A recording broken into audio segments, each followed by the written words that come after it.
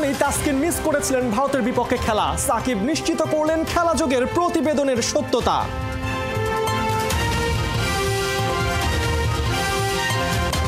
বিশ্বকাপে সিনিয়ররা ব্যর্থ হলেও জুনিয়রদের পারফরমেন্সে পাপন খুশি, খেলোয়াড়দের ডিসিপ্লিন নিয়ে শঙ্কায় বোর্ড সভাপতি।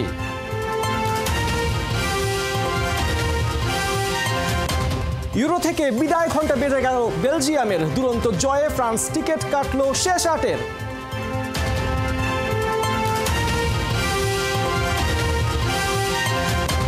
কোপা আমেরিকায় সকালে ব্রাজিলের প্রতিপক্ষ কলম্বিয়া, 1 পয়েন্ট পেলেই কোয়ার্টার নিশ্চিত করবে সেলেসাওরা।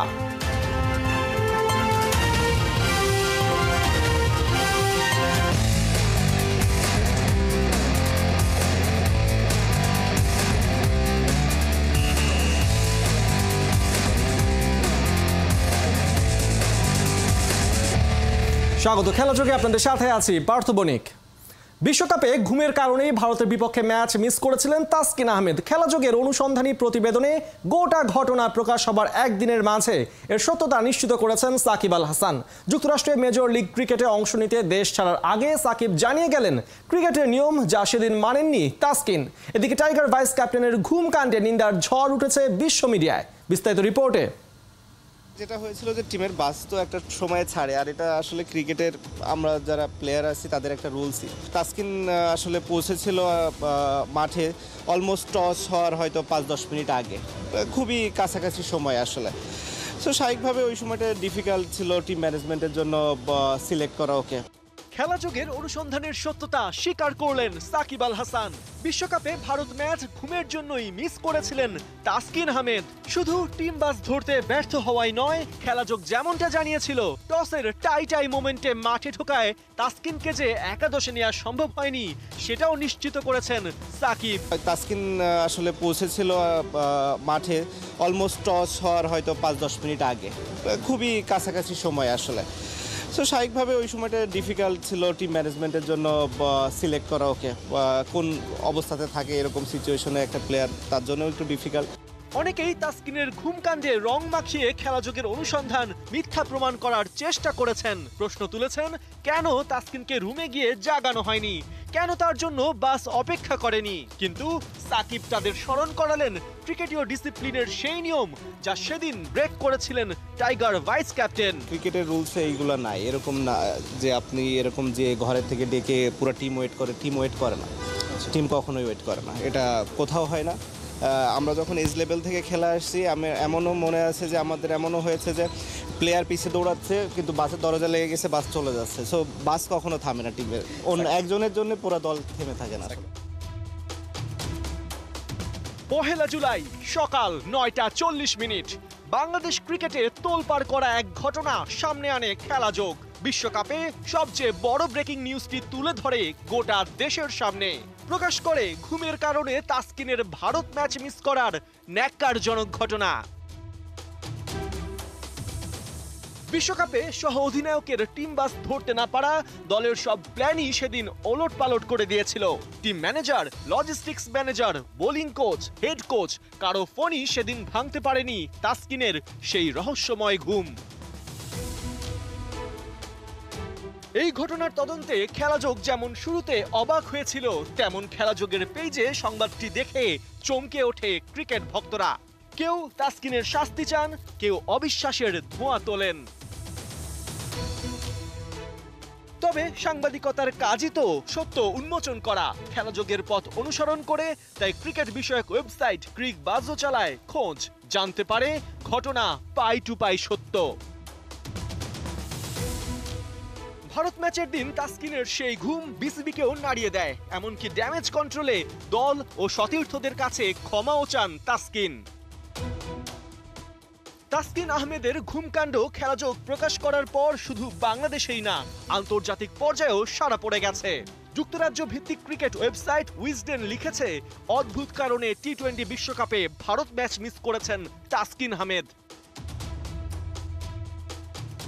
ভারতীয় গণমাধ্যম স্পোর্টস কিরা বিসিবি কর্মকর্তার বরাতে লিখেছে, ভারতের বিপক্ষে টিম বাস মিস করায় সতীর্থদের কাছে ক্ষমা চেয়েছেন তাসকিন। ক্রিকেট অ্যাডিক্টরের কাছে এই ঘটনা বাংলাদেশ ক্রিকেটের বড় স্ক্যান্ডাল।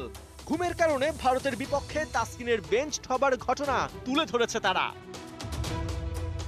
যুক্তরাজ্য, ভারতের মতো পাকিস্তানেও এই ঘটনায় চলছে ব্যাপক আলোচনা। ক্রিকেট পাকিস্তান তাদের ওয়েবসাইটে শিরোনাম করেছে, টি-20 বিশ্বকাপে অতিরিক্ত ঘুম ও টিম বাস মিস করায় ক্ষমা চেয়েছেন তাসকিন। এরকম অগণিত গণমাধ্যমে আলোচনার কেন্দ্রে এখন তাসকিনের এই ঘুমকাণ্ড। বিশ্বকাপে তার দায়িত্বহীন কাজে যে মাশুল গুনতে হয়েছে বাংলাদেশ দলকে, তা পরিণত হয়েছে মুখরোচক লজ্জাজনক আলোচনায়। বাংলাদেশের গর্ব হয়ে যে বিতর্কে তিনি জড়ালেন, তা শুধুই কি ক্ষমা প্রার্থনায় ঘোচাতে পারবেন তাসকিন? সেটা সময়ই বলে দেবে। পার্থ বণিক, ৭১।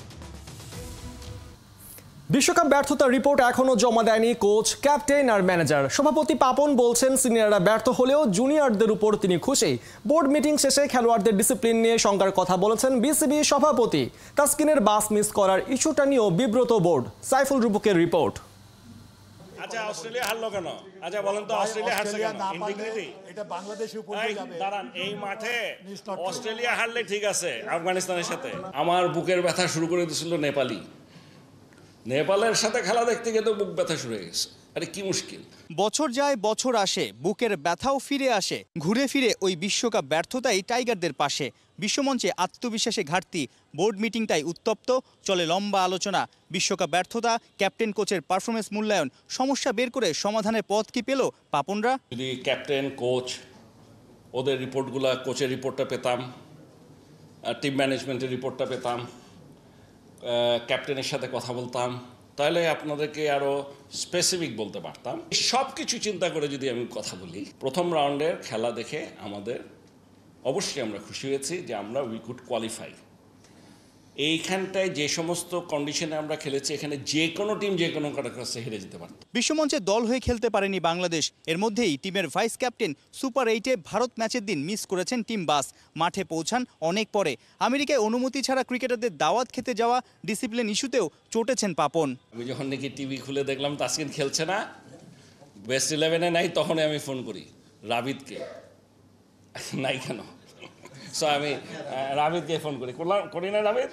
হ্যাঁ, আমি স্ট্রেট, আমি সোজা সাপটা কথা বলি। আমি রাবিদকে ফোন করি, ও বললো যে ও টিম বাস মিস করেছে, তবে ও এসছে। মানে এমন না যে, মানে হয়তো একটু দেরি করে আসছে।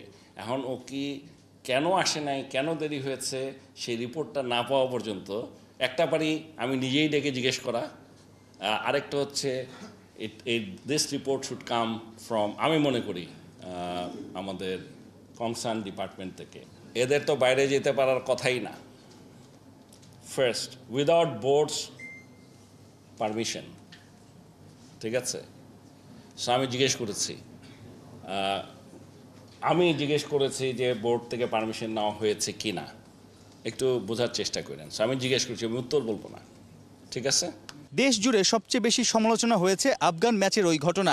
ডিফেন্সিভ মানসিকতায় হারিয়েছে সেমিফাইনালে যাওয়ার জ্যাকপটটা। যখন ডিফেন্স করার কথা ছিল তখন দেখছি মারতে গেছে, আর যখন মারার কথা তখন দেখছি ডিফেন্স করতে গেছে। এখন আপনি আমাকে বলেন এটার মানেটা কি? 12 ওভারে 115 করা কঠিন কিছু না টি-20-তে, আমি আপনার সাথে একমত। কিন্তু ওই উইকেটে কেউ করে দেখাতে পেরেছে বলে মনে হয়, বা পারত কেউ? থিঙ্ক অ্যাবাউট অস্ট্রেলিয়া, আফগানিস্তানের সাথে তো খেললো তো অস্ট্রেলিয়া ওই মাঠে, কি করেছে, কত করেছে একটু দেখেন। আমাদের ক্যাপ্টেন বলেছে যে 3 উইকেট পড়ার পর আমরা চেষ্টা করিনি, এইটা আবার অ্যাকসেপ্টেবল না। সিনিয়ররা মোটা দাগে ব্যর্থ, যদিও পাপনদের আশাবাদী করছে রাইজিং স্টাররা। আমাদের সিনিয়র যারা ছিল তাদের যে কাছ থেকে যে এক্সপেকটেশন ছিল তার আমরা কিছুই পাইনি। আর রিশাদ যে আন্তর্জাতিক পর্যায়ে গিয়ে কী করতে পারে আমাদের কোনো ধারণাই ছিল না। তানজিদ সাকিব যেমন ও খেলবে কিনা এটা কিন্তু খেলার কথা না।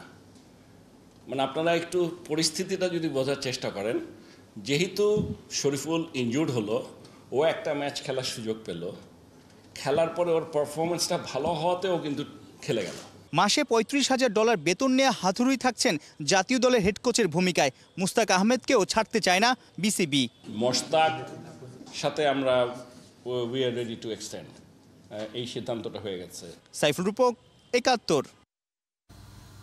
ভয়াবহ ঘূর্ণিঝড় বেরিলের আঘাতে লণ্ডভণ্ড ক্যারিবিয়ান দ্বীপপুঞ্জ বার্বাডোস থেকে কবে দেশে ফিরবে ভারত নির্দিষ্ট করে বলতে পারছেন না কেউই। এদিকে নতুন ক্যাপ্টেন পেয়ে গিয়েছে ভারতীয় ক্রিকেট বোর্ড, আর নতুন কোচকে সেটা না জানালেও জানালো তার জয়নিং ডেট।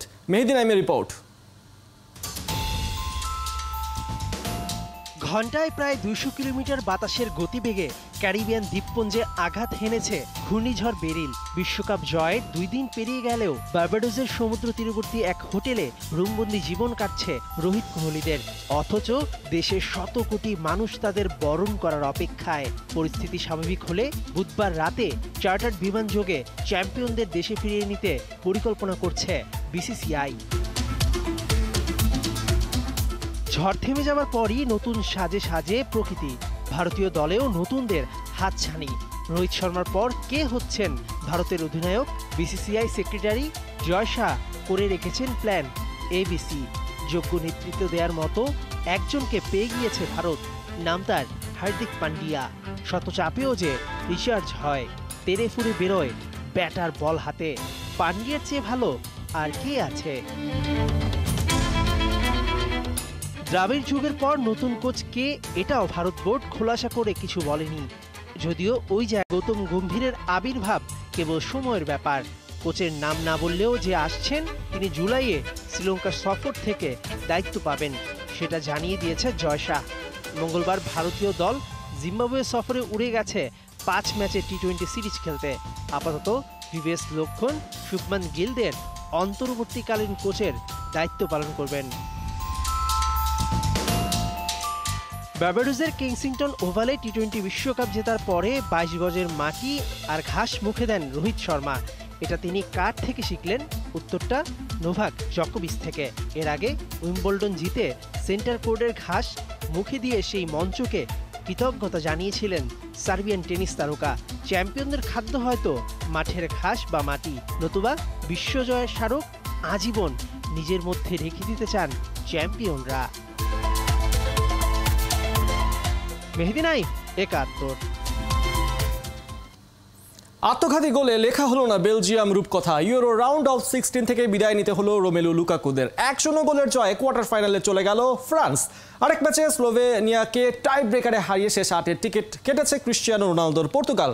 জার্মানির ডুসেলডর্ফে ম্যাচ বল দখলে এগিয়ে থাকলেও আধিপত্য দেখাতে পারেনি ফ্রান্স। বিস্ময়কর হলেও সত্যি শেষ 8-এ উঠে গেলেও ওপেন প্লে থেকে আসরে এখনও গোল করতে পারেনি ফ্রান্স। প্রথমার্ধে গোল শূন্য থেকে বিরতিতে গেলে এ ম্যাচেও বাড়ে সেই সংখ্যা। বিরতি থেকে ফিরে 85 মিনিটে ভাগ্যের জেরে পায় গোলের দেখা। ডি বক্সের ভেতর থেকে ফ্রান্সের কোলো মোয়ানির শট বেলজিয়ান তারকা ভের্টন ঘেনের পায়ে লেগে বেলজিয়ামের জালে জড়ায়। শেষ পর্যন্ত ওই এক আত্মঘাতী গোলের লিড নিয়ে শেষ 8 নিশ্চিত করে কিলিয়ান এমবাপ্পেরা। কোপা আমেরিকার কোয়ার্টার ফাইনালে নিশ্চিতের মিশনে মাঠে নামছে ব্রাজিল। এবারে ওদের প্রতিপক্ষ 25 ম্যাচ অপরাজিত থাকা শক্তিশালী কলম্বিয়া। এই ম্যাচে 1 পয়েন্ট পেলেই ব্রাজিল চলে যাবে শেষ 8-এ। একাদশে আসতে পারে পরিবর্তন। ক্যালিফোর্নিয়ার লেভাইস স্টেডিয়ামে খেলা শুরু বুধবার সকাল 7টায়। Kohinoor corner preview report. Neymar নেই, তবু নেইমার আছেন। বেয়ারা ইনজুরির কারণে মিস করেছেন এবারের কোপা আমেরিকা আসর। একই সাথে মিস করছেন সতীর্থদের। তাই তো ড্রেসিং রুম থেকে গ্যালারি সবখানে তার সরব উপস্থিতি, যেন কাজ করছেন দলের 12th ম্যান হয়ে। গ্রুপ পর্বের শেষ ম্যাচে ক্ল্যাশ অফ টেবিল টপারের লড়াইয়ে ব্রাজিলের সামনে এবারে কলম্বিয়া। লেভাইস স্টেডিয়ামে খেলা শুরু বুধবার সকাল 7টায়। কোয়ার্টার ফাইনালে যেতে ব্রাজিলকে চাই 1 পয়েন্ট। তবে পরের রাউন্ডে উরুগুয়েকে এড়াতে চাইলে এই ম্যাচটা নিঃসন্দেহে জিততে চাইবে ভিনি এনরিকরা। এবারের আসরে নেইমারের অভাবটা হারে হারে টের পাচ্ছে ব্রাজিল। কোস্টারিকার বিপক্ষে গোল শূন্য ড্র করে জাগিয়েছিল ছিটকে যাওয়ার শঙ্কা। তবে প্যারাগুয়েকে উড়িয়ে দিয়ে টিকে আছে রেসে। ব্রাজিলের সুপার 8 প্রায় নিশ্চিত, তবে ম্যাথমেটিক্যালি আছে ছিটকে পড়ার সম্ভাবনা। তবে সেক্ষেত্রে কলম্বিয়ার বিপক্ষে 9 বারের চ্যাম্পিয়নদের হারতে হবে কমপক্ষে 3 গোলে। ওদিকে প্যারাগুয়ের বিপক্ষে কোস্টারিকাকে জিততে হবে কমপক্ষে 4 গোলের ব্যবধানে। শেষ 5 ম্যাচে ব্রাজিলের হার না থাকলেও জয় মোটে 2 ম্যাচ। গোল স্কোর করেছে 11 আর হজম করেছে 7টা। কলম্বিয়ার বিপক্ষে হেড টু হেডে এগিয়ে ব্রাজিল। 23 বারের লড়াইয়ে 13 জয় সেলেসাওদের, আর কলম্বিয়ার জয় মোটে 2 ম্যাচ।